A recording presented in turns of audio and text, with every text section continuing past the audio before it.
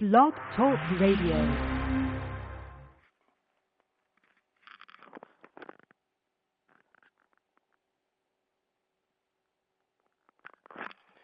Boa noite, amigos. Estamos aqui começando mais uma emissão do True Outspeak, Sinceridade e Fato. Como sempre, vou começar lendo aqui o editorial do Diário do Comércio, que eu acabei de enviar para lá. O título é Por Baixo da Mesa.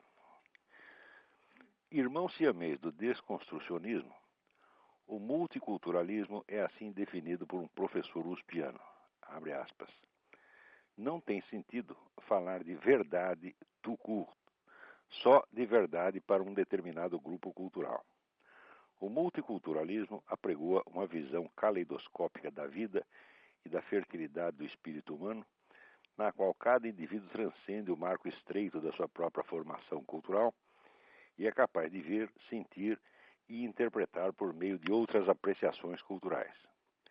O modelo humano resultante é tolerante, compreensivo, amplo, sensível e fundamentalmente rico. A capacidade interpretativa, de observação e até emotiva se multiplica. Fecha aspas. Isso foi escrito por Roberto Fernandes no artigo Multiculturalismo Intelectual, revista da USP de junho a agosto de 1999.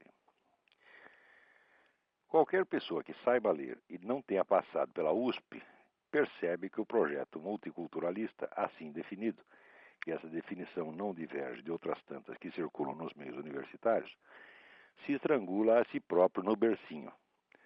Se toda verdade está condicionada à visão de um determinado grupo cultural, ninguém pode, aspas, transcender o marco estreito da sua própria formação cultural, fecha aspas, e muito menos, aspas, ver, sentir e interpretar por meio de outras apreciações culturais, fecha aspas.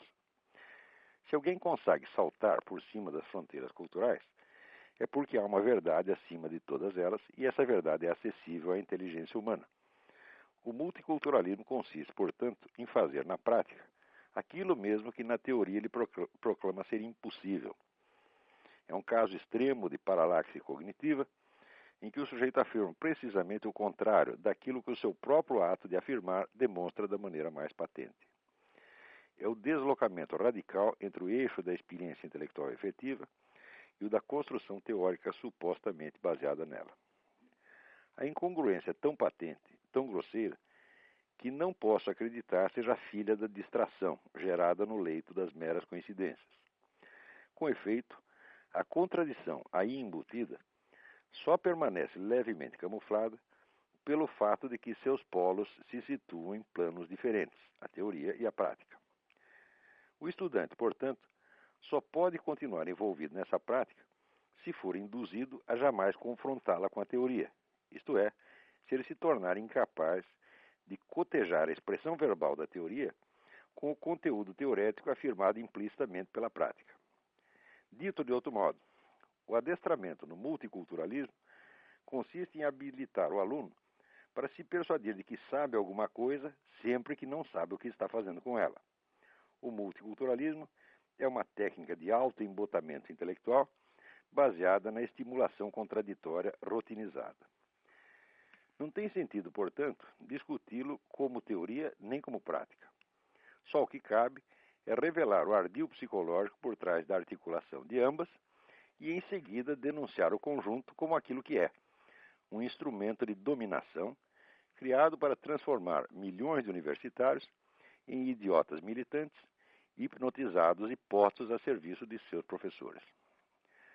Às vezes fico até consternado de ver o esforço que brilhantes intelectuais conservadores, como o nosso José Guilherme Melchior, despenderam em impugnar ideias esquerdistas. Ser bem-sucedido nesse esforço não significa nada quando as ideias não valem por si e são só a camuflagem de alguma operação mais discreta. Se um vizinho safado vai jogar baralho na sua casa com a intenção de ficar passando a mão na perna da sua esposa por baixo da mesa, não é vantagem nenhuma você vencê-lo no jogo. O que importa é virar a mesa e encher o sujeito de porrada. Muito bem, encher de porrada é uma ideia quase irresistível que nos ocorre quando nós lemos esta esta denúncia apresentada aí no Mídia Sem Máscara pelo meu amigo Ipojuca Pontes, sobre a nova tradução do livro de Fyodor Dostoiévski, Os Demônios. Os Demônios é um dos melhores romances já escritos no universo e uma obra absolutamente indispensável para a compreensão do mundo moderno. Nela, Dostoiévski, que era um sujeito que tinha a prática dos movimentos revolucionários subversivos por ter participado deles, mostra o modus operandi, né, desses movimentos e, de fato, profetiza todo o desenvolvimento posterior do estado de coisas na Rússia, com a revolução, o advento do comunismo, o genocídio, etc, etc. Ora, o tradutor, um tal de seu Paulo Bezerra, que é um camarada que estudou na União Soviética no tempo do comunismo, o que já é altamente suspeito, porque nós sabemos que todas essas bolsas de estudo que eram distribuídas às centenas, às milhares aqui no Brasil, para estudar na União Soviética, eram tudo coisa da KGB. Então, quer dizer, o currículo desse homem já não o recomenda muito. Mas esse o Paulo Bezerra, na apresentação que ele faz do livro, ele procura dar a ideia de que Dostoiévski não está denunciando o comunismo, apenas o stalinismo. Eu digo, olha, peraí, Dostoiévski não era tão profeta assim, quer dizer, para prever que dentro do fenômeno geral chamado comunismo ia aparecer especificamente uma variante chamada stalinista. Não, ao contrário, vamos dizer, o mal, a brutalidade, a má intenção que ele denuncia são do movimento socialista em geral, do movimento materialista, do movimento revolucionário em geral. Ele está falando contra todo mundo, anarquista, socialista, comunista, todo mundo. E o sujeito tenta aqui, vamos dizer, limpar a barra do movimento comunista e aproveita para falar do mal do George Bush. Quer dizer, o George Bush então seria culpado de todo o mal que está sendo denunciado pelo Dostoiévski. Ora, isto é de uma vigarice absolutamente intolerável. Quer dizer, o que se pode fazer com esse seu Paulo Bezerra? Cuspir-lhe na cara, né? Acho que não adianta nada, porque o sujeito tem cara de pau. Nem isso vai se tocar. Né? Mas fique aqui claro que esse seu Paulo Bezerra é um vigarista intelectual de marca, tá certo? Alguém cujo trabalho certamente não tem valor nenhum e que deve ser solenemente ignorado. Fica aqui registrado o protesto contra essa editora 54, que confia num vagabundo desse. Tá? Quando existem tantas traduções anteriores de Dostoiévski, algumas muito boas. Eu ainda acho que aquela edição da antiga José Olímpio, que tinha uma edição em 10 volumes, ainda é o melhor. E a própria edição Aguilar, embora as introduções não sejam muito adequadas, também é uma edição boa. Então evitem a edição da editora 54. Não comprem essa porcaria. Leiam, prefiram ler até Dostoiévski, alguma outra tradução, leiam até em malaio, se for o caso, mas não comprem a edição da editora 34, que tem o serviço desse seu Paulo Bezerra, ou Paulo Vaca, que é uma porcaria. Seu Paulo Bezerra, procura outro emprego. O senhor na esfera intelectual é um verdadeiro bosta. Esqueça.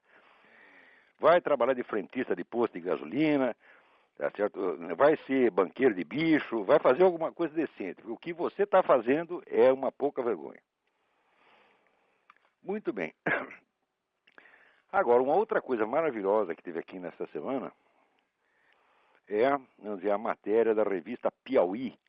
Vocês podem encontrar no site www.revistapiauí.com.br/2006/10 em letras DEZ/perfil.htm. Ou então vai só na página revistapiauí.com.br e lá dentro vocês procuram. Tem uma matéria escrita pelo Luiz Macluf Carvalho chamada O Ortodoxo. Vocês sabem quem é o Ortodoxo? É o nosso velho e inesquecível Marquês de Sade. Ele diz umas coisas aqui, mas tão fabulosas que eu custo a crer. Quando a gente pensa que ele chegou vamos dizer, no ápice da vigarice, ele se transcende, né? Ele dá uma volta por cima e consegue inventar um negócio que acho que ele mesmo não acreditaria uns meses antes. Ele, por exemplo, ele dá aqui a definição da burguesia. Prestem atenção. A burguesia é uma classe privada que tira suas vantagens através do Estado, né? E, bom, no Brasil, de fato, acontece isso. A burguesia brasileira, né, ela vive de sugar o Estado. Por isto mesmo, é a burguesia, como dizer, a burguesia progressista, como se chamava o antigo Partido Comunista. Ela sempre está namorando com a esquerda e ajudando esse pessoal da esquerda e paparicando, né, intelectualerdas como o próprio Emir Sader. Agora, esse negócio de ser uma classe privada que tira vantagem através do Estado, o próprio doutor Emir Sader, ele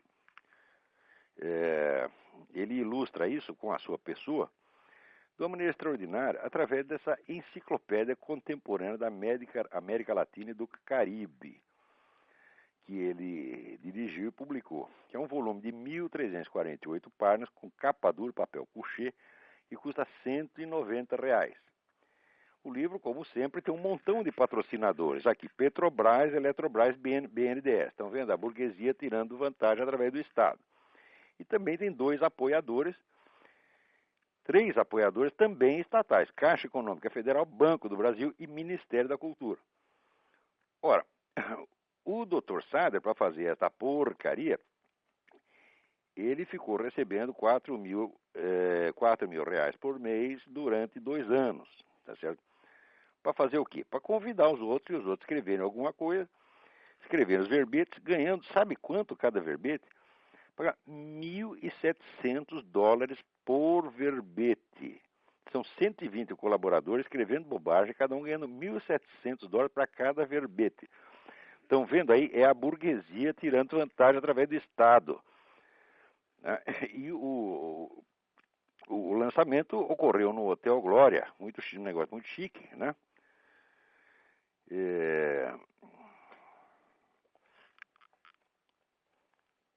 E tá aqui, o livro saiu com 1.040 fotos, 136 tabelas.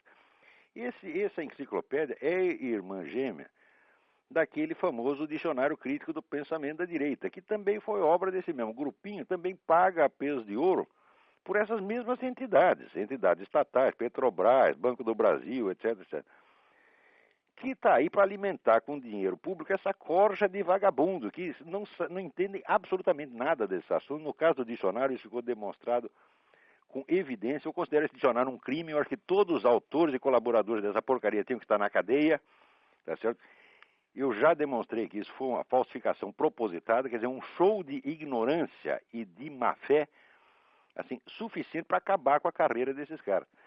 Felizmente, o Fernando Barros e Silva, que escreveu sobre o Marquês de Sader na Folha de São Paulo, ele declara que, aspas, como intelectual, Emir Sader é um zero à esquerda. Não há nada de minimamente relevante ou inspirador no que escreve. Aqui eu tenho que protestar. O Marquês de Sader é minha inspiração constante. Ele é muito inspirador. Tá certo? Não posso aceitar essa declaração do Fernando Barros de Silva. Agora, eu achei mais lindo o comentário do próprio Emir Sader com relação ao que o Fernando escreveu dele. Ele diz: fiquei chocado com a violência e o reducionismo. Você sabe o que é reducionismo? Reducionismo é um vício teorético no qual, vamos dizer, todos os fatores em jogo são reduzidos a um só, por um viés teórico. O que isso tem a ver com o que o Fernando Barros de Silva fez? O Marquês, ele não sabia. Ele estava procurando alguma palavra, queria acusar o Fernando de alguma coisa, não achou nada, falou reducionismo. Né? Podia acusar de viadagem, de estelionato, qualquer coisa, não achou, não, fica reducionismo. Tá bom? Quer dizer, é um xingamento apenas.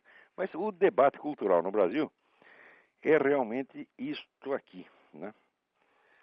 Para vocês terem ideia de outro sujeito é mais ou menos do mesmo estilo, está aqui o Fernando Moraes dando uma entrevista ao Paulo Henrique Amorim, que está lá no site do Paulo Henrique Amorim, né? E dizendo que as pessoas não gostam do Lula porque o Lula não tem um dedo, não gostam do Chaves porque o Chaves é cafuso. Quer dizer, esse tipo de declaração absolutamente irresponsável, né? Molecagem. Note bem, e com esse negócio da burguesia que tira vantagem através do Estado, o próprio Fernando Moraes é um exemplo. O Fernando Moraes, que vive aí para escrever livro fazendo apologia de comunista, inclusive o amigo dele, o Fidel Castro, né? O homem é um filho de banqueiro, tá certo, que ainda vive, né, no meio editorial, tem todas as vantagens. Quer dizer, qualquer livreco que ele pretenda escrever, o livreco já recebe adiantamentos milionários, né? Depois tem um aparato monstruoso para fazer o lançamento, né? E de vez em quando, eu não sei, mas eu acho que ele ainda tem algum patrocínio também.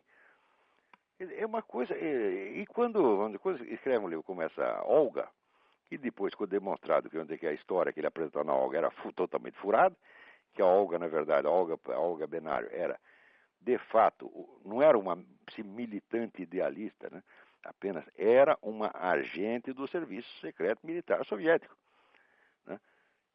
O homem, quando vê que a história dele foi desmentida, ele não se desmente, não. Ele continua lá impávido, colosso, fumando seus charutos cubanos. É um sujeito que está sempre feliz, é um sujeito muito simpático. No tempo que eu trabalhava com ele, eu considerava até meu amigo, não considerava mau sujeito, não. Mas acontece que esta vigarice esquerdista é sempre obra de sujeito simpático. Não é todo mundo, né, na esquerda que tem essa cara de cu que tem o Emir Sader, entendeu? Tem pessoas simpáticas ali também. E o Fernando Moraes é um sujeito de uma simpatia aliciante, né? Mas isso não lhe dá o direito de escrever tanta mentira, tá certo? E de ainda ficar rindo em cima, né, da mentira que escreveu. Enquanto isso, né, estão lá, chegam aí as notícias de que mais 3.000 militares venezuelanos estão se instalando na Bolívia, além de outros tantos cubanos, né? E o Chávez está passando lá para os bolivianos todos os fuzis velhos, que ele não precisa mais, porque ele comprou esse monte de fuzil Kalashnikov, então sobrou, né, o fuzil velho para os índios, né? Para os índios ir na frente e morrer primeiro, evidentemente. Os bolivianos, todo trouxa, eles vão dar a cara a tapa para promover a ascensão do chavismo no continente, né? Ali no YouTube você pode encontrar alguns vídeos muito interessantes sobre o Hugo Chávez. Vão lá no YouTube, põe o Hugo Chávez, vocês vão achar coisas interessantes. Agora, por incrível que pareça, ainda tem gente aqui na América Latina, aqui nos Estados Unidos, que vê a América Latina com aqueles olhos róseos, de que o problema é só o Hugo Chávez, de que o Lula é bonzinho, etc, etc. O embaixador Jaime Daremblum, que é um sujeito que eu gosto muito, é um homem muito honesto, muito correto, que preside aqui o Hudson Institute, ele é um dos últimos, né, apóstolos da bondade luliana aqui nos Estados Unidos, porque aqui já não tem mais ninguém que acredite nessa balela. Mas o velho embaixador ainda está insistindo nisso. Eu espero que ele mude de ideia. Agora, eu não sei se vocês se lembram, quando houve aquele problema com Mel Gibson, né, o filme A Paixão de Cristo, teve um monte de associações judaicas que saíram descendo o cacete, né, dizendo que o filme era antissemita, etc, etc. E na época, eu vi o filme, examinei e falei, olha, o filme não tem nada de antissemita, até tem filmes anteriores, tem o filme Barrabás, que é feito por um diretor judeu, né? O filme Barrabás apresentava os judeus de uma maneira muito mais negativa do que o Mel Gibson, e ninguém falou nada, né? Além disso, não me pareceu que a imagem dos judeus no filme fosse realmente negativa. O próprio Caifás era mostrado como um sujeito fanático, mas um homem honesto, que queria prova das coisas, quer dizer, que agiu de acordo com a sua consciência, não como um sujeito maligno, malicioso, né? Bom, acontece que quem organizava essa campanha anti-Mel Gibson era a Anti-Defamation League, a famosa ADL, chefiada pelo Abraham Fox. E na época eu escrevi um artigo que chamava Advertência aos Judeus, Aviso aos Judeus, e o aviso era o seguinte, olha, vocês não confiem muito em gente que fica defendendo vocês contra o Mel Gibson, mas ao mesmo tempo fica de namorinho com essa esquerda pró-islâmica. Tá certo? Eu disse isso, muita gente achou que eu estava exagerando, porque na época eu não citei nenhum fato. Mas agora, vou acabar de citar. Aqui nos Estados Unidos tem um eminente colunista e radialista chamado Dennis Prager, judeu. Né? Ele faz uma coluna excelente que vocês podem ler no Town Hall, TOWNHALL.com. Né? Tem a coluna semanal dele no Town Hall, que é uma delícia. Muito bem, agora juntou a Anti-Defamation League, juntou com o Conselho Americano de Relações Islâmicas, CAIR, Council on American Islamic Relations, para fazer uma campanha contra o Dennis Prager, acusando-o de ser islamófobo, porque ele escreve contra o terrorismo islâmico. Olha, veja o que é essa ADL. Isso é um bando de filhos da puta. Não se pode confiar nesta gente. Quer dizer, eles se fazem de bonzinhos, né, porque na época queriam proteger a comunidade judaica contra o Mel Gibson, como se, né, o Mel Gibson fosse Adolf Hitler, né, ou o próprio Osama Bin Laden. Tá certo? E por baixo ficam fazendo, né, ficam de namorico com esse Council on American Islamic Relations para difamar um dos melhores jornalistas judeus dos Estados Unidos, que é o Dennis Prager, de acusar logo de islamofobia.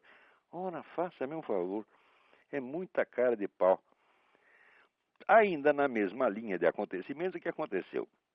Um importante representante do Hamas confirmou que teve encontros secretos com líderes do Partido Democrata. Esse Partido Democrata, ele cada vez surpreende mais. Agora, também eu descobri que naquele caso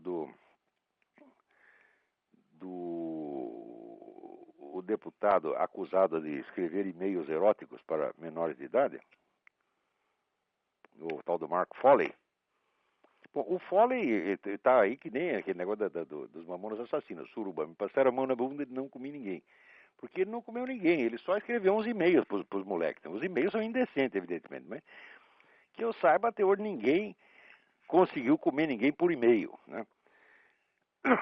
Quer dizer, o negócio ficou na intenção eletrônica.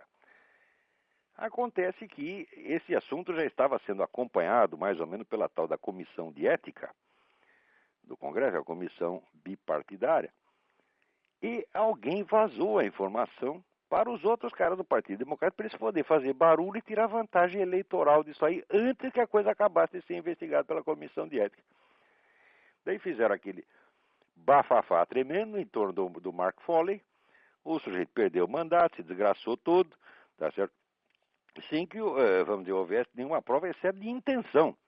Porque, olha, todo mundo tem o direito de ter os desejos que quiser, e de fantasiar o quanto quiser, tá, né? O que não pode é fazer. Quer dizer, ele pode desejar, os moleques podem até dizer que deseja, mas se comeu, aí é um problema, né? Mas ele não precisou nem comer, não pensou em comer, pronto, já, né? Porque você sabe que ser viado é bonito se você for de esquerda. Se for viado direitista, tá ferrado, como estão ferrados todos os viados em Cuba, né? Quer dizer, o tratamento dado aos homossexuais em Cuba é uma beleza. Quer dizer, os caras pegam AIDS, eles isolam. O sujeito é posto dentro do hospital, nunca mais sai de lá, nunca mais vê ninguém. Enquanto isso, o bebê anencéfalo aí no Brasil já está com 27 dias de vida. Era para ser morto. Provavelmente vai crescer, a menina tem reações de um bebê normal. Você consegue segurar o dedo da mãe, né? Mama direitinho, não está faltando nada para ser um bebê normal. Quem são anormais são esses médicos que querem matar todos os bebês à mera suspeita de que eles não vão poder viver. Porque já é um homicídio preventivo, ela não pode. Ele não vai viver, então vamos matar já. Tá certo? Pode aplicar a mesma coisa para eles, vocês vão morrer um dia, então por que não matar já? Né? Agora, e na Inglaterra, né, que é um país que está ficando cada vez mais louco, já estão propondo a eutanásia dos bebês, depois de nascidos. Quer dizer, nasceu, está doente, defeito, liquida. Isso é exatamente o programa do Hitler. O Hitler fez isto. Aplicou isso na Alemanha. E por que nós temos o horror do Hitler agora? Quando os ingleses fazem, nós achamos lindo. Agora, para não dizer que está tudo perdido, uma das entidades que estão por trás de toda essa disseminação de ideias monstruosas nos Estados Unidos e no mundo, que é a Planned Parenthood, que foi a madrinha dessas vagabundas, dessas católicas pelo direito de decidir. Católicas o caralho, é cá entre nós. Quer dizer, são pseudo-católicas, mentirosas, vigaristas, entendeu? Eu escrevi contra ela, cara, católica é uma ova, tá mentindo, pô. Isso aí é um estelionato, né? Estelionato publicitário, se fazer de católica, né? A pessoa, eles são satanistas, têm culto satanista, e publica até isso na própria revista, e depois aluga uma sala no edifício da Arquidiocese, e do edifício da CNBB, e por isso diz que é católica. Eu digo, se isso não é estelionato, porra, se isso não é estelionato, eu sou o doutor Emir Sader, porra. Né? Agora, essas vagabundas estão tudo aí à solta, se enchendo de dinheiro, inclusive do governo, tá certo? Para ensinar coisas lindas como aborto, eutanásia, etc, etc, e dizer, tudo isso é muito cristão. Agora, a entidade madrinha dessas vagabundas, que é a Planned Parenthood, está realmente afundando, porque ela tinha um monte de clínicas de aborto aqui, e vamos dizer, isso aí, essas clínicas baixaram de 938 para 817. Quer dizer que essa entidade está sendo abalada aqui. É claro que o motivo disso é essas campanhas feitas agora pelos cristãos para alertar as pessoas quanto às atividades desse tipo de entidades. Isso aí está funcionando. Também, para não dizer que está tudo perdido, na Áustria, que Áustria? Na Austrália, um pastor protestante foi para a justiça e ganhou o direito. Veja você, tem que ir para a justiça para testar esse direito. Ganhou o direito de comparar o cristianismo com o Islã vantajosamente para o cristianismo. Antes não podia, só podia ser ou igual, ou então a favor do Islã. Se é a favor do cristianismo é crime. Daí ele conseguiu entrar na Suprema Corte e ganhou o direito de dizer que a religião dele é melhor que a religião dos outros. Ora, em princípio, você ter uma religião é você achar que essa religião é melhor que a do outro, senão você estaria na do outro, porra. Né? Quer dizer, por que você está numa determinada religião se ela é igualzinha à do vizinho? Se ela não vale nem um pouco mais que a do vizinho, o que você está fazendo lá? Né? Quer dizer, ter uma religião é achar que ela é superior, evidentemente. Agora, se acontece você ser cristão, então não pode dizer isso. Ora, agora, aqui nos Estados Unidos está começando uma campanha muito interessante feita pela minha amiga Mila Ketty. A Mila morou muitos anos no Brasil, fala português direitinho e tal, mas é americana. Então, e ela uma vez descobriu na biblioteca infantil, lá que os filhos dela costumavam frequentar, descobriu um número anormal de obras pornográficas, né, que ensinavam coisas maravilhosas, né, para as crianças, a prática do sexo oral com elefantes, etc, etc. Então, daí ela protestou e ninguém fez nada. Disse, não, isso aí é a liberdade de informação, as crianças têm que ter acesso à informação. Bom, primeiro, quer dizer, a liberdade de informação certamente não pode ser a mesma para o cidadão no pleno uso dos seus direitos e o menor de idade. Mas eles se recusaram a enxergar essa diferença. Estava fazendo de conta que não estava entendendo. Daí ela descobriu que a mesma coisa acontecia numa outra biblioteca, e na outra, e na outra, e na outra, e na outra. E hoje podemos praticamente assegurar que existe uma política intencional de alimentar as bibliotecas infantis com material pornográfico para pôr merda na cabeça das criancinhas.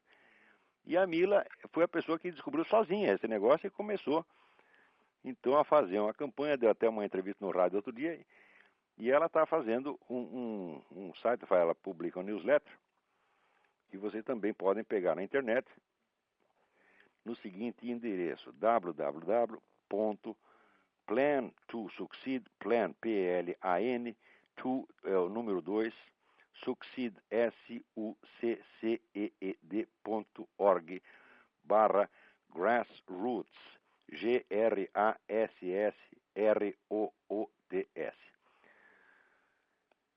Se tiver alguma dificuldade, ponham simplesmente a expressão, põe no Google a expressão Grassroots American Values. E vocês vão achar este site. É um trabalho muito, muito bonito, muito meritório que a Mila está fazendo. Parabéns, Mila. Vai em frente. O futuro das crianças aqui da América e talvez de outros países, inclusive o Brasil, depende do esforço de gente como você. Muito bem, vamos ler aqui uns e-mails. Aqui uma carta de Miracatu, Josué Modesto Passos. Uma estapafúrdia decisão do Superior Tribunal de Justiça decidiu que as autoridades fiscais podem fazer uso das informações bancárias do contribuinte, pelo pretexto de que ocorre apenas uma inocente, aspas, transferência de informações guardadas pelo banco à autoridade fiscal, que tem o dever legal de manter em sigilo os dados obtidos. Raio, mas o que é isso? Se já foi lá, já olhou, que sigilo é este? Quer dizer, antigamente quem tinha o direito a sigilo era o banco. O governo não tinha o direito de entrar lá. Agora, o governo diz, não, eu posso entrar porque eu guardo segredo. Ora, vai lamber sabão. Isso é a prostituição da linguagem. Isso quer dizer que a violação de segredo torna-se o quê? Proteção do segredo. Né? Então, assim, no Brasil já não existe mais sigilo bancário. Para mim, isso aí não me afeta pessoalmente, porque o dinheiro que eu tenho no banco é absolutamente ridículo. Pode ser. A única coisa que eu tenho vergonha de mostrar. Né? Mas se eles quiserem ver, tá, pode ver. Tá?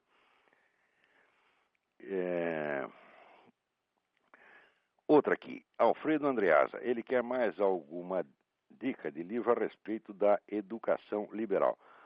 Ok, Alfredo, procure na internet os livros do padre James Schall, Schall.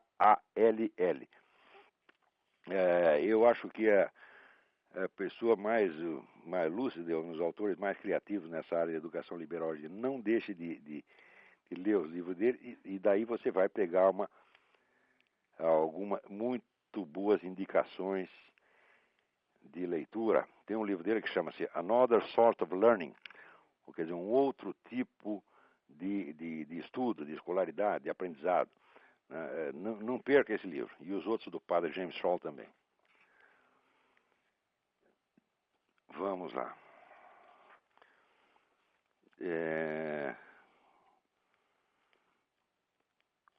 Aqui. O senhor comentou que o John McCain, virtual candidato republicano à presidência, é um Rhino. Rhino quer dizer Republican in name only. Eu gostaria de saber, por exemplo, se o ex-prefeito de Nova York, Rudy Giuliani, também o é, ou se ele gosta da confiança dos conservadores. Ora, no momento, nenhum dos candidatos que apareceram por aí são da confiança do movimento conservador. O McCain, todo mundo, você fala para o McCain, qualquer conservador, todo mundo diz que ele é maluco, ele é louco, entendeu? Você não se sabe o que pode esperar do McCain. Quanto ao Giuliani, o Giuliani em muitas coisas, ele é mais liberal, mais esquerdista do que esse pessoal do Partido Democrata. O que é possível é que apareça aí uma candidatura do Newt Gingrich, que foi presidente da Câmara, né, e Speaker of the House. Speaker of the House é o sujeito que fala pela Câmara toda, né? Vamos dizer, é um cargo de enorme importância psicológica aqui, porque é o sujeito que personifica a Câmara dos Deputados. O Gingrich foi um grande líder, não, e era um dos caras mais odiados pela esquerda, justamente por isso, por ser um sujeito de um talento extraordinário. Acabou de escrever um livro, né, mostrando as marcas profundas do cristianismo na origem do Estado americano. E está surgindo um zum agora de que talvez ele seja um candidato. Né? Tem outros candidatos possíveis, são o Bloomberg, né? Mas o Bloomberg é meio picaretão. E o governador Romney, que é um bom sujeito, mas tem esse negócio de ser mormon, né? Todo mundo acha que mormon é maluco, né? Porque o sujeito ter uma esposa já é loucura, ter 4, 5, 6, 15, é doido. Então, ninguém quer saber do Romney, todo mundo gosta dele. Mas votar, não. Muito bem, vamos ver outra carta aqui. Essa aqui é muito interessante. Ah, do mesmo Josué.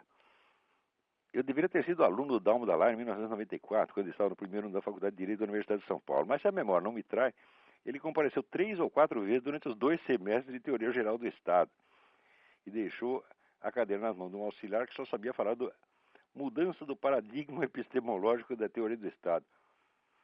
Numa das poucas vezes que compareceu, Dallari falou a nós, calouros, que não tinham nenhum conhecimento do processo penal, que Orestes Quercia tinha sido absorvido de várias acusações criminais porque o Ministério Público, em vários casos, tinha descrito certos fatos na denúncia, mas havia dado capitulação errada ao que descreve. Quer dizer, errou no botar os números dos capítulos. Trocou, quer dizer, denuncia um crime e pede condenação por outra. Né? Foi somente no 4º ano do curso de Direito que pude descobrir que a capitulação dada pelo Ministério Público na denúncia é irrelevante. Importa apenas que os fatos sejam corretamente narrados. Mas é evidente, porque o juiz não é obrigado, né, a condenar o réu por aquele preciso crime que está denunciado. Eu mesmo fui testemunha no processo, onde o sujeito tinha batido na mulher, o cara bateu tanto que 6 meses depois, quando teve a primeira audiência, a mulher ainda está de cara amassada. E ela fez uma queixa de agressão e o juiz trocou para tentativa de homicídio, o que, aliás, era óbvio. Quer dizer, a denúncia não tem nada necessariamente a ver com quer dizer, a sentença não está vinculada à definição do crime dado na denúncia. Quer dizer, nem isso o Dallari sabe. Eu acho que esse Dallari não sabe coisíssima nenhuma. Esse é um picaretão. Vamos lá.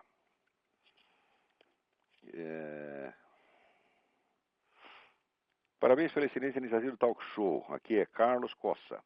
Parece-me que as ideias de Lino LaRouche influenciam grande parcela das Forças Armadas brasileiras e alguns importantes setores da América Latina.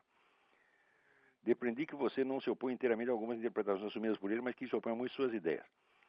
Você poderia esclarecer sua posição em relação às ideias defendidas por esse autor? Bom, muito bem, eu não tenho um posicionamento geral contra o Lino LaRouche, mas só quanto aos pontos que eu conheço. Por exemplo, no livro The Science of Christian Economy, eu acho que ele inverte toda a história ocidental, ao dizer que na Renascença houve umas vitórias dos malvados aristotélicos contra os coitados dos platônicos. Eu digo, isso aí é só você ler um pouco, você vê que a ideia platônica, né, das formas matemáticas, estava ali no fundo da cabeça de todo mundo. Galileu, Newton, etc, etc. E que os preceitos da metodologia aristotélica em ciências naturais eles foram abandonados praticamente até o século XX. O Lino LaRouche, ele é um sujeito que ele está contra esse esquema globalista porque ele tem o seu próprio esquema globalista, né? E embora as revistas dele deem muitas informações importantíssimas, o quadro geral da interpretação é errado. Por quê? Porque ele é um sujeito doutrinário, ele não é alguém que está tentando interpretar a realidade. Ele já tem uma doutrina pronta. Essa doutrina é de que os estados nacionais são a coisa mais maravilhosa que existiu no mundo. E, olha, Estado Nacional é uma coisa que surgiu recentemente na história. Os estados europeus surgiram aí a partir mais ou menos da época da Renascença. Quer dizer, eles também não são a solução definitiva para a humanidade. Não são valores eternos, né? E ele é a favor do Estado Nacional porque ele é um discípulo do economista alemão Liszt, que é a favor, vamos dizer, do Estado fechado, protecionismo, etc, etc. Isso é tudo uma série de ideias um pouco rígidas e fora lugar, né?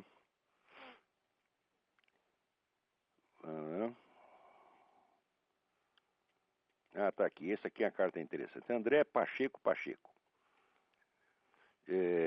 Fiquei indignado com os artigos que li do Sr. Júlio Severo, mostrando ser uma pessoa que gostaria que o Estado coibisse qualquer tipo de manifestação que seja contrária às Sagradas Escrituras.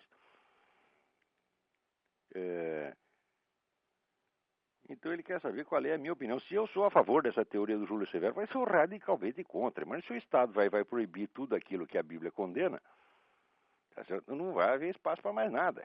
Quer dizer, você não tem. Quer dizer, se você, ao cometer um pecado, você já tem a punição espiritual, a possibilidade de você ir para o inferno, e você, em vida, você já vai para a cadeia, diz, mas que é isso, porra? Daí é um duplo inferno. Quer dizer, isso aí eu não posso concordar. O Júlio Severo, meu amigo, gosto muito dele, mas não posso concordar com ele de maneira alguma. Quer dizer, é a ideia de um Estado totalitário opressor. Mas veja como são as coisas paradoxais. Quem está sofrendo perseguição do Estado totalitário opressor é o Júlio Severo. Quer dizer, o Estado brasileiro está fazendo uma desgraça na vida dele, perseguindo, né, violando a intimidade, dando palpite, queria até tomar o filho dele porque ele quis fazer homeschooling para o filho. Quer dizer, o que é isso? O Júlio, ele pode ter uma ideia totalitária, uma ideia hipotética, que nunca vai ser levada a efeito. Mas ele está sofrendo aí uma opressão totalitária, de fato, na realidade. Né? Então, olha aqui, o André, do que depender de mim, esse Estado que coíbe tudo que é proibido nas Sagradas Escrituras não vai existir jamais. Se depender de mim, não. Espero que jamais exista uma coisa dessa. Vamos ver o que mais aqui. Bom, vamos ver se tem alguém na linha aí esperando. Tem. É Alô? Fábio? Alô? Alô? Alô? É o Fábio? Isso. Tudo bem? Tudo Alguma bom? dúvida aí? Isso. Alguma pergunta? Então, Olavo, eu estava... você escreveu um artigo que você falava sobre o Mirapena e também sobre o Mário Ferreira dos Santos, não é? Isto. Grande Eu brasileiro. estava buscando a biografia dele e no Wikipedia, não sei se confere, e você o conheceu, conhece mais a obra dele, ele é tido como um anarquista. O que seria exatamente isso? No começo ele nunca foi um militante anarquista, mas ele era um simpatizante anarquista, mais por amizade. Né? Inclusive eu estive no Centro Anarquista em São Paulo e todos aqueles velhinhos anarquistas, você falava do Mário, eles choravam, né? Tem muita saudade dele, porque ele defendeu muito as teorias do Proudhon, teorias econômicas do Proudhon, contra Sim. os marxistas. O famoso debate entre ele e o Caio Prado Júnior, que o Caio Prado ia apresentar a concepção de Marx e eles do Proudhon. Então o Caio Prado falou primeiro. Quando terminou a conferência do Caio Prado, o Mário levanta e diz, olha, a concepção de Marx não é essa não é como você explicou. Então eu vou fazer a sua conferência de novo e depois eu faço a minha. E o pessoal comunista jamais perdoou, queriam jogar bomba na gráfica anarquista.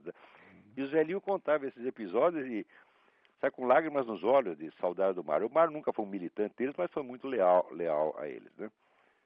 O Mário não podia ser um anarquista total pelo fato de que ele era católico, ele era um discípulo de Santo Tomás de Aquino. Né? E também não era, vamos dizer, um tomista no sentido escolar da coisa, um tomista de estrita observância, mas absorveu muitas obras de Santo Tomás de Aquino. E no fundo das contas, ele era um escolástico, né? Não um tomista no sentido moderno, mas era eu acho o Mário um dos grandes escolásticos da história. Então ele foi e não foi anarquista, foi um simpatizante, foi um amigo do movimento anarquista. Isso responde a sua pergunta? Não, é porque ele disse que no final da vida ele conseguiu inventar, não sei se foi, um tal de anarquismo cristão. E ele teve uma interpretação muito própria da obra de Nietzsche. É isso? Não, peraí, isso é confusão. Pô. No início da vida, o Mário foi um grande estudioso e comentarista de Nietzsche. Escreveu um livro muito sugestivo chamado O Homem que Nasceu Póstumo. Porém, esta fase nietzschiana, ele conserva tudo aquilo. A interpretação que ele fez, tem uma edição que ele fez da Zaratustra, com um comentário simbólico, que é uma verdadeira maravilha. Tudo isso se conserva dentro do pensamento do Mário. Mas o que ele fez depois é um edifício tão gigantesco que o pobre Nietzsche se perde ali no meio, você está entendendo? Quer dizer, o Mário como comentarista de Nietzsche é uma coisa, e o Mário como filósofo plenamente realizado é outra coisa completamente diferente. Transcendeu aquilo infinitamente. O pensamento do Nietzsche no fim da vida não tem mais importância nenhuma para ele. Não que ele o renegasse, não precisa renegar. O Mário era o homem da dialética. Dialética portanto, que joga com os contrários e tenta absorvê-los numa construção, numa visão superior. Entendeu? Como o conhecimento da obra do Mário é muito deficiente, as pessoas às vezes É que nem aquele negócio do elefante, que um pega a perna e diz que é um poste, o outro pega a tromba e diz que é uma cobra, né? O mar é grande demais, é maior do que muitos elefantes. Então, o pessoal se confunde às vezes. Por isso mesmo é que quando eu fiz essa edição anotada da Sabedoria das Leis Eternas, eu fiz questão de colocar na introdução a estrutura geral que o Mário havia planejado para a sua própria obra. Ele não expõe essa estrutura em parte alguma, né, mas a gente percebe pelas dicas que ele enuncia aqui e ali do plano que ele está seguindo, eu consegui montar a estrutura inteira do que ele chamava de enciclopédia das ciências filosóficas. É só tendo essa estrutura total em vista que você entende o pensamento do Mário. Fora disso, não, o pessoal vai ficar reparando um detalhe no outro, sobretudo vai querer defini-lo por categorias que não são as dele. Quer dizer, não tem o menor sentido você tentar definir o conjunto da filosofia do Mário a partir do viés político. Isso é impossível. Mas no Brasil, como ninguém... O brasileiro não tem capacidade para esse negócio de metafísica, de epistemologia, etc. Mas então ele quer reduzir tudo a uma questão política, entendeu? Então olha por esse prisma e quer explicar tudo por isso aí. Assim não dá para fazer. O Mário é um filósofo, vamos dizer, um filósofo original só pode ser entendido dentro dos seus próprios termos. Quer dizer, com a hierarquia temática que ele propõe.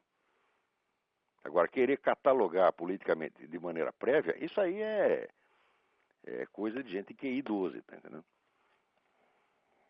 Não sei se isso te explica. Isso explica, porque tem muita coisa interessante dele. Elementos anarquistas coexistindo com elementos cristãos não quer dizer que ele fez um anarquismo cristão, você tá entendendo? Quer dizer, a filosofia do Mário é uma coisa gigantesca, como a obra de Aristóteles. Você tem todas as dimensões ali. Ali dentro cabe tudo. Tá certo? Mesmo porque a pretensão do Mário era fazer o que ele chamava de mateses. Mateses é o conjunto, vamos dizer, das teses afirmadas pela totalidade da filosofia ao longo de todo o seu desenvolvimento. Ele achava que era possível expressar isso, expressar num discurso unificado. Isso aí, de maneira que a filosofia do Mário Ferreira não fosse propriamente a filosofia do Mário Ferreira, mas uma espécie de unidade transcendente das filosofias. Num projeto desta abrangência, você querer classificar como anarquismo cristão, então é besteira. É besteira. Não se define a filosofia de um grande filósofo pela filosofia de um outro, e muito menos pela filosofia de alguém pequenininho, tá entendendo? Isso não se faz. Isso vamos dizer, é simples erro de interpretação. Por certo. Preguiça de apreender o conjunto. Tem um outro... Oi? Tem um outro aspecto da obra dele que ele fala sobre... tem mais gente na fila. Então vamos lá, eu vou desconectar aqui. Então pode ficar a sua pergunta para a próxima? Tranquilo. Fica na mão aí, fica na linha aí que se eu acabar a outra pergunta tiver tempo, nós voltamos aí. Beleza. Alô? Alô? Quem está na linha? Alô? Tá horrível essa ligação, tá muito barulho. Diga. Eu não sei, estou aqui pesado, deve ter algum problema. Bom, eu gostaria de parabenizar pelo iniciativa. Uma palavra que você diz, muito barulho. Tenta a conexão de novo, tá muito ruim. Vou voltar lá pro Fábio. Alô, Fábio? Alô? Muito bem, a ligação estava muito ruim, eu não sei por que isso acontece.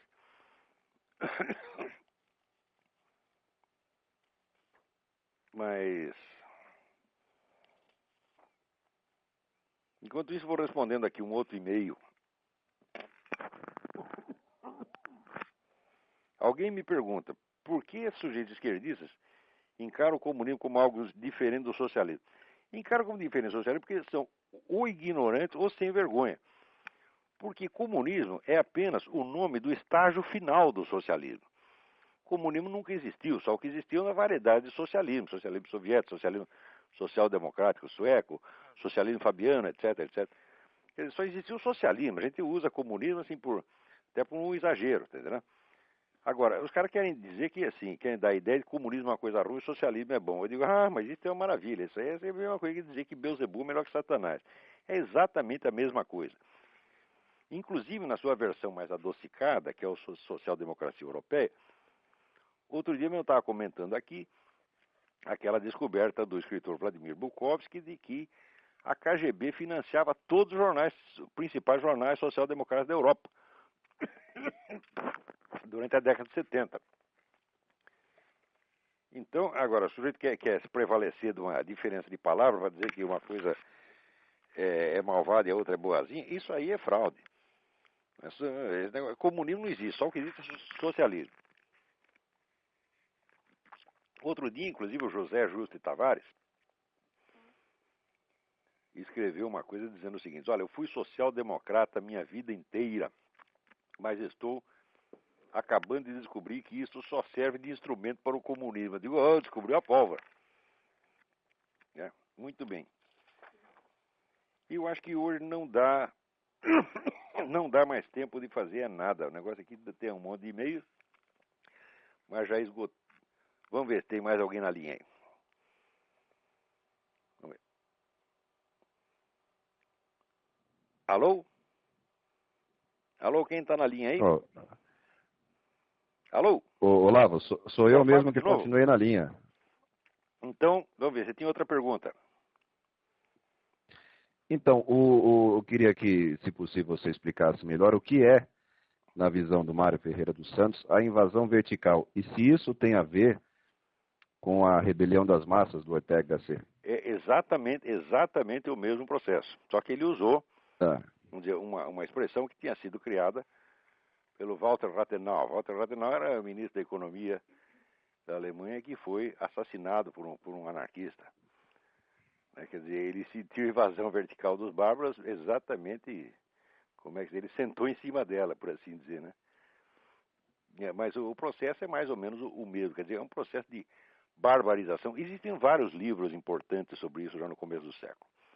Você tem o do Ortega Gasset, A Rebelião das Massas, é sobre isso. Você tem o livro do Julian Benda, da Trahison de Klerk. Você tem o livro do Jan Huizinga, o grande historiador holandês, o livro que se chama Nas Sombras do Amanhã, existe uma tradução portuguesa. Você tem o próprio livro do René Guénon, A Crise do Mundo Moderno, também sobre o mesmo processo, só que visto de outra maneira. Mas esta ideia, vamos dizer, de uma barbarização do Ocidente, que hoje está diante da nossa cara, a hora que você vê que um tipo como Emir Sader é aceito como intelectual, falam, aí acabou. Na hora que você vê o sujeito escrevendo que Dostoiévski é anti-Bush, acabou. Quer dizer, nós estamos em plena barbárie, evidentemente. Né? Quer dizer, o sujeito vai usar até, vamos dizer, as maiores criações culturais da humanidade, vai distorcer completamente para fazer daquilo um instrumento de uma propaganda política vulgar. Quer dizer, quando chega aí, você vê que a ideia de cultura superior, por exemplo, no Brasil não tem mais cultura superior. O Brasil chegou a ter um rudimento de cultura superior que foi absolutamente esmagado a partir da década de 80, tá certo? E substituído por essa propaganda comunista grosseira. Então, eram coisas que esse pessoal todo dizia que ia acontecer, que na época parecia exagerado. Você vê que a rebelião das massas, quando você lê hoje, parece até adocicada perto do que a gente vê que está acontecendo.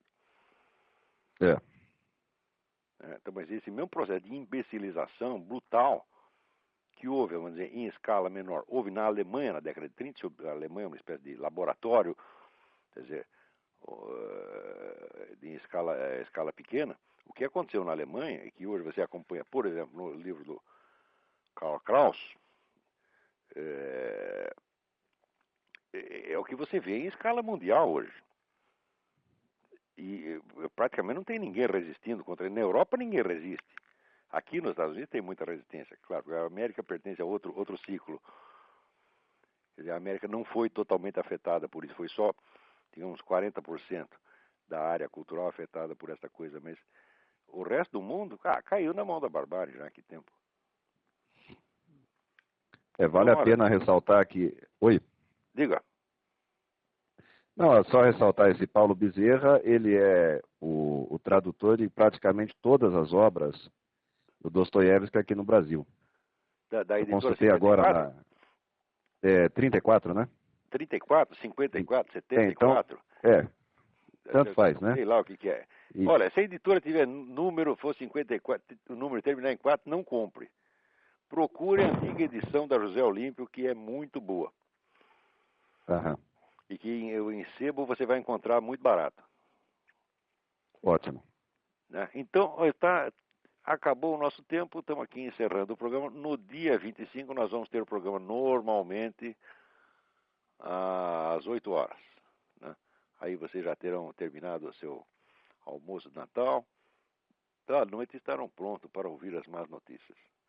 Tá bom? Então, até a semana que vem. Muito obrigado a todos.